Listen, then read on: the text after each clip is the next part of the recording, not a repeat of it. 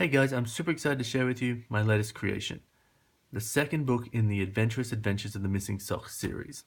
This one is called The Wishy Washy Time Machine. I wrote and illustrated it myself and I'm pretty amped to get it out to you guys. Let's jump in and start talking about this book, huh?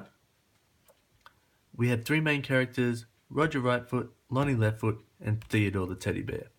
Let's jump in and see what they get up to. We have a little interior page for fun, little shout out to my daughter, to my mum. Get to learn a little bit about Lonnie and Roger, but this is mainly for people that didn't read the first book. We have Lonnie telling Roger what he has just built, which is a time machine. He's going backwards in time with the washer or forwards in time with the dryer.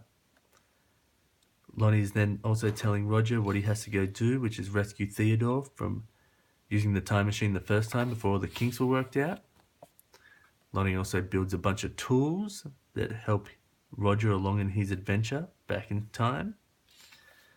Roger gets popped back in time with a click of the button, and he only has until the washer timer runs out. He lands safe and sound, but interacts with a dinosaur straight away, kind of spooks him. Lonnie finds it a bit funny. But he gets over that quickly and uses the dinosaur like a slide. This is my shout out to the Flintstones, because I loved that cartoon when I was a kid. Yabba Socceroo! But Roger doesn't really handle the landings very well with a face full of dirt. Roger also has to find out where Theodore is, and he seems really far away, so he tries to get help from a dinosaur. He doesn't ask at first, and then finally asks the dinosaur, and the dinosaur's like, cool, I'll help you out. He gets to the mountain, has to climb up. A lot of grunts and oohs and ahs and grrs on this page.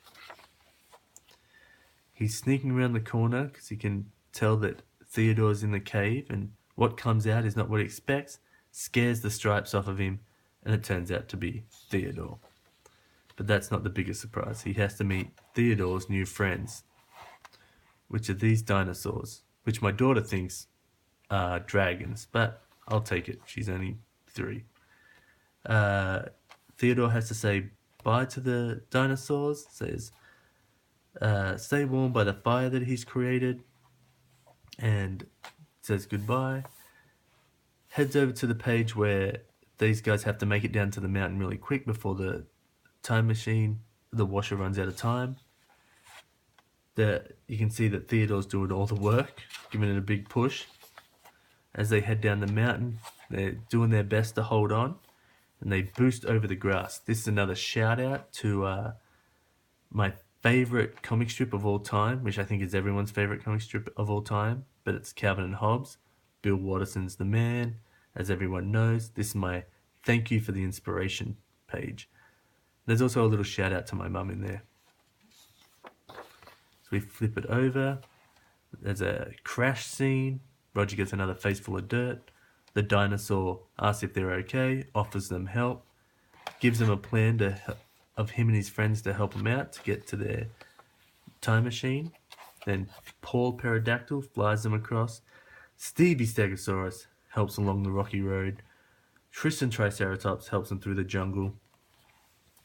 And Frankie the Molosaurus helps them right up until the tree. This is a shout out to the first book.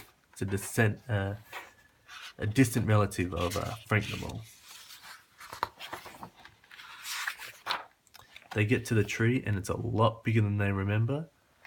Lonnie tells them about their elastic band that they can use, but it only gets them quite close to where they need to be. A quick hold on, they help each other climb up, more grunts. Then Roger asks, hey, that wasn't too bad, hey? Roger's trying to coerce him that it was okay. Theodore is questioning what he's got himself into and thinks he has a little bit more in his stuffing than just in his teddy pants. They have to get to the time machine really quickly so they can make it in time. 3, 2, 1, go. zap back in time. Pop! And they're back. Hello. Ooh, feeling a little bit sick. Lonnie welcomes them back. And then also tells Roger that he has to unravel his strings real quickly because he has another adventure on his mitts. Means there's going to be a third book. Pretty exciting. And that's it. On the back cover, there's a couple little gags for you guys. I hope you guys enjoy it. And if you want to see more about it, check out mattymitchellbooks.com.